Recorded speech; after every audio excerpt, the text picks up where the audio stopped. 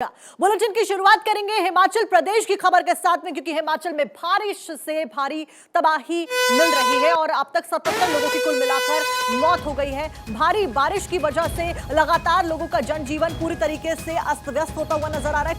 करीब 37 लोग लापता हैं, जिनको ढूंढने की तलाश लगातार जारी है। एनडीआरएफ की टीमें, हमारे तमाम सेना के जवान इस कोशिश में लगे हुए हैं कि लापता लोगों को फिलहाल ढूंढा जाए और साथ साथ में रेस्क्यू किया जाए उन लोगों का जो इस आपदा के बीच में फंसे हुए हैं। तो हिमाचल प्रदेश में हाल बेहाल है। कुदरत फिलहाल अपना रौद्र रूप दिखा रही है और बारिश का सिलसिला यूं ही चलने वाला है, ये मौसम विभाग के द्वारा कहा गया है। भारी बारिश की वजह से केवल तबाही की तस्वीरें ही सामने आ रही हैं, कहीं भूस्खलन की तस्वीरें सामने आ रही हैं, कहीं से जो लोग हैं उनके फंसने की जानकारी मिल रही है। रेस्क्यू ऑपरेशन फिलहाल युद्ध स्तर पर अलग अलग जगहों पर जारी है। कहीं बादल फटने से लोगों को आपदा का सामना करना पड़ रहा है। अब तक की बात करें तो कुल मिलाकर 77 लोगों की हिमाचल प्रदेश में कुदरत के कहर की वजह से जान चली गई है। तो करीब 37 लोग लापता बताए जा रहे हैं। तो कुदरत की मार इस वक्त हिमाचल प्रदेश झेल रहा है। तमाम जो आला अधिकारी हैं वो एक्टिव नजर आ रहे हैं। हालांकि इसके ऊपर राजनीति भी गर्माती हुई नजर आ रही है।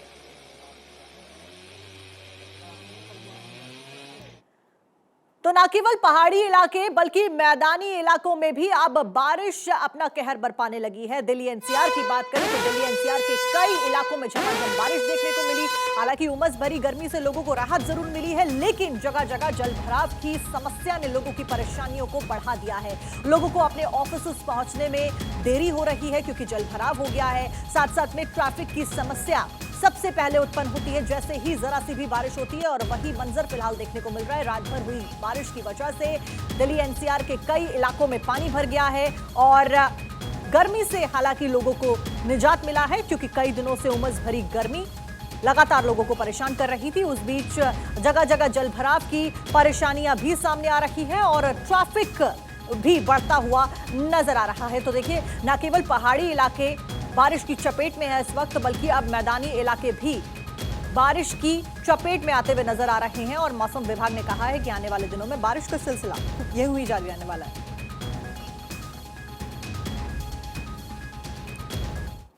अगली खबर पंजाब से, क्योंकि पंजाब के फिरोजपुर में बाढ़ के चलते स्कूल्स को बंद करने के निर्देश जारी कर दिए गए। दरअसल फिरोजपुर में बारिश से हाहाकार मचा हुआ है, जिसके चलते यहां पर यह निर्णय लिया गया है कि स्कूल्स को बंद किया जाएगा। जगह जगह जलभराव की खबरें सामने आ रही हैं। फिरोजपुर की तस्वीरें भी हम आपको दिखा रहे हैं। आज से 26 अगस्त तक स्कूलों को बंद करने का ऐलान कर दिया गया है, क्योंकि स्कूली बच्चों को खासा दिक्कतों का सामना करना पड़ रहा था। ट्रैफिक की समस्या, साथ साथ में जलभराव की समस्या, सड़कें पूरी तरीके से नदियों में तब्दील होती हुई नजर आ रही हैं। और उस बीच स्कूलों को बंद करने का निर्णय फिलहाल लिया गया है, क्योंकि मौसम विभाग के द्वारा यह चेतावनी भी जारी की गई है कि आने वाले दिनों में हालात सुधरते हुए नजर नहीं आ रहे हैं। तो फिलहाल पंजाब के फिरोजपुर में आप तस्वीरें देख रहे हैं, जहां पर बाढ़ के चलते स्कूल्स को बंद कर दिया गया है। तो न केवल पहाड़ी इलाके बल्कि मैदानी इलाके भी अब बारिश के मार झेल रही हैं और हर तरफ सैलाब का सितम देखने को मिल रहा है। आप देखिए किस तरीके से ये सड़कें सैलाब में तब्दील हो गई हैं और किस तरीके से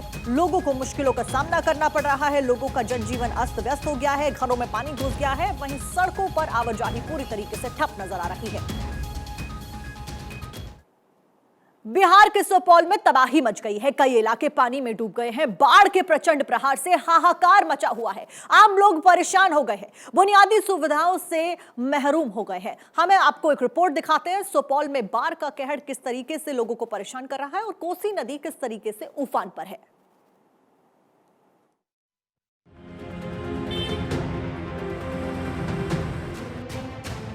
सुपौल में बाढ़ का कहर, कोसी नदी उफान पर। सुपौल में बाढ़ का अगस्त, बाढ़ विकराल, सुपौल का बुरा हाल। सुपौल में जल प्रलय से हाहाकार। कोसी में जब जब बाढ़ आती है, बड़े पैमाने पर लोग पलायन करते हैं, अपने आशियाने को छोड़कर बांध पर रहने को मजबूर हो जाते हैं। भारत 24 की टीम ऐसे ही महादलित परिवार के विस्थापितों के बीच पहुंची, जहां का नजारा ही कुछ ऐसा था। ना तो बारिश से बचने के लिए कोई समुचित प्रबंध था और ना ही बाढ़ पीड़ितों के खाने पीने की कोई व्यवस्था। लोगों का कहना है कि सरकार की ओर से कोई भी राहत पैकेज नहीं मिला। हमारे संवाददाता ने बाढ़ पीड़ितों से खास बातचीत की। भारत 24 पर सुनिए बाढ़ पीड़ितों की कहानी, उन्हीं की जुबानी।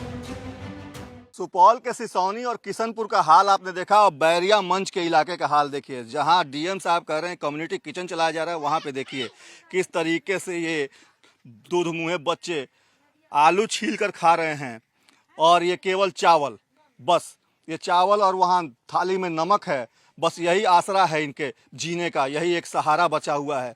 और ये बस ऐसे ही जीवन जी रहे हैं यहाँ के बच्चे। इन लोगों की तरफ सरकार को नज़र रखनी चाहिए, देखनी चाहिए कि आखिर क्या कुछ हो रहा है। देखिए यहाँ पे लोग हैं जिनके घर इसमें बह गए हैं। डीएम साहब कहते हैं घर के अंदर 2 इंच पानी है। ये देखिए, ये घर जिसमें ये लोग कल तक रहते थे उसकी हालत देखिए। आप बताइए क्या दिक्कत है आप लोगों की, क्या कैसे आप लोग रह रहे हैं यहाँ पे? सर घर दुआर टूट गए, भस गए, न सरकार जमीन दे छे, न मुखिया सरपंच कुछ करे छे। हमरा और कहलू तो कहला घर दुआर तो कहलक है तोरा का की देब, तोरा का कता की देब, हमरा का जमीन घर दुआर भस गए, कोई नहीं अले देखे ले। देखिए कैसे लोग आते हैं, कैसे जाते हैं। देखिए इनका घर दह गया और ये अब लोग बांध पे आके सहारा लिए हैं और किस तरीके से यहाँ रह रहे हैं। आप बताइए क्या समस्या आप लोग की? देखिए सर, हमको कोई नहीं देखता है, न सुनता है। जात के डोम है, न कोई देखने वाला, न सुनने वाला, न कट्ठा डंटा जमीन देने वाला घर बनने लिए। किसी का आरी पड़ जाता है तो मारता है फिरता। हम लोग को गुजर कैसे जाएगा? सर कोई न सहारा है वाला छे, बुझलिए ना, घर भस गए, कोई न कहे छे। दाना नहीं मिल रहा है सर। क्या नहीं मिल रहा है? दाना तना कुछ नहीं, एते रिलीफ और बांटे छे, कुछ सहारा नहीं। सब की कहते हैं सुखल में छी, तोरा की देबो? मुखिया थी या दूसरा जात के दूसरा थी तुलाई पास। ये हालत है लोगों की, और साफ तौर पे यहाँ देखा जा सकता है कि किस तरीके से विस्थापन का दंश लोग झेल रहे हैं। अपने घर को छोड़कर ये लोग प्लास्टिक से ढककर किसी तरीके से झोपड़ी में जीवन बिताने को मजबूर हैं, क्योंकि यहाँ पर जो सरकारी राहत है वो अभी तक नहीं पहुंची है, जिसकी वजह से ये तमाम लोग जो हैं ऐसे ही जीवन जीने को मजबूर हैं। वहीं जब डीएम से हमारे संवाददाता ने पीड़ितों के लिए राहत पैकेज को लेकर पूछा तो उन्होंने क्या कहा, आइए आपको सुनाते हैं।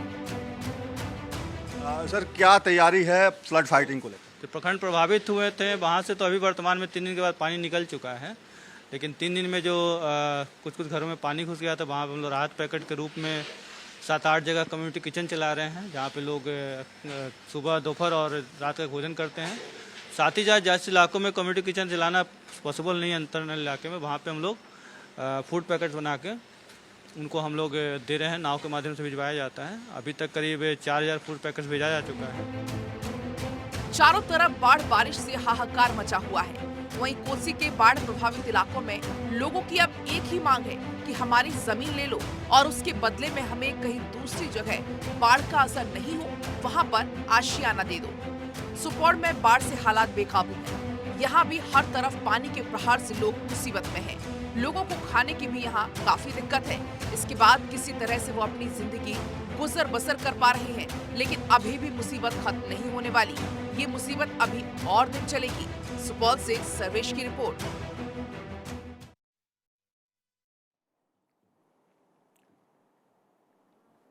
तो देखिए बारिश के कहर से लोगों में परेशानियां किस कदर बढ़ रही हैं और लोग किस कदर परेशान हो रहे हैं, ये हमने आपको दिखाया। अब हम आपको ग्राफिक्स के जरिए बताते हैं किस कदर, चाहे वो पहाड़ी इलाके हो या फिर वो मैदानी इलाके हो, वहां पर बारिश का प्रकोप लगातार जारी है। सबसे पहले हम आपको सुपौल की तस्वीरें दिखाएंगे, ग्राफिक्स के जरिए समझाएंगे क्या कुछ वहां पर लोगों को झेलना पड़ा है। बाढ़, बारिश और बर्बादी।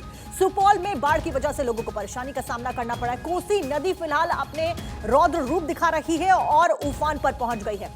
सुपौल में बाढ़ का अगस्त, ये कहा जा रहा है कि अगस्त के महीने में बाढ़ बढ़ती जा रही है और बाढ़ ने फिलहाल विकराल रूप धारण कर लिया है। सुपौल का बुरा हाल है। सुपौल में जल प्रलय से हाहाकार मचा हुआ है और लोग दाने दाने को मोहताज नजर आ रहे हैं, क्योंकि पूरी तरीके से कनेक्टिविटी बाधित हो गई है, सड़कें सैलाब में तब्दील हो गई है और तमाम ऐसी समस्याओं से लोग जूझते हुए फिलहाल सुपौल में नजर आ रहे हैं। अब आपको शिमला के बारे में बताते हैं। शिमला पर खतरा मंडरा रहा है। अब वो हम क्यों कह रहे हैं, क्योंकि लगातार देखिए शिमला से तस्वीरें हम दिखा रहे हैं। कई दिनों से भारत 24 की टीम ग्राउंड जीरो पर मौजूद थी, जिन्होंने आपको तस्वीरें दिखाई कि किस तरीके से भूस्खलन की घटनाएं लगातार बढ़ती जा रही हैं और साथ साथ में बादल फटने की घटनाएं भी लगातार सामने आ रही है शिमला से। आपको बता दें कि मुख्य इलाके में सर्कुलर रोड के कई इलाके 2 स्कीइंग जोन में रिड्स और ग्रैंड होटल, ये वो इलाके जहां पर खतरा है। लक्कड़ बाजार, central school, Auckland nursery school और साथ साथ में धोबी घाट, ये वो इलाके जहां पर खतरा मंडरा रहा है, कुछ भी हो सकता है।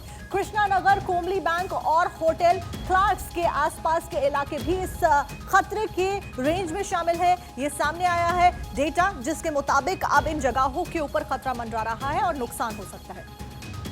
अब उत्तराखंड के जोशीमठ के बारे में भी आपको जानकारी देते हैं। फिलहाल जोशीमठ में क्या कुछ हो रहा है। पहाड़ पर 45 से 7 डिग्री की ढलान देखने को मिल रही है जोशीमठ में। जोशीमठ के बारे में हम सबको पता है किस तरीके से जोशीमठ दरक रहा था, दरारें वहां पर देखने को मिली थी और एक बार फिर से खतरा खत्म नहीं हुआ है बल्कि बढ़ता हुआ नजर आ रहा है। 45 डिग्री से ज्यादा ढलान पर निर्माण की इजाजत नहीं है, इसके ऊपर बैन लगा दिया गया है। एहतियाती कदम प्रशासन के द्वारा उठाया गया है।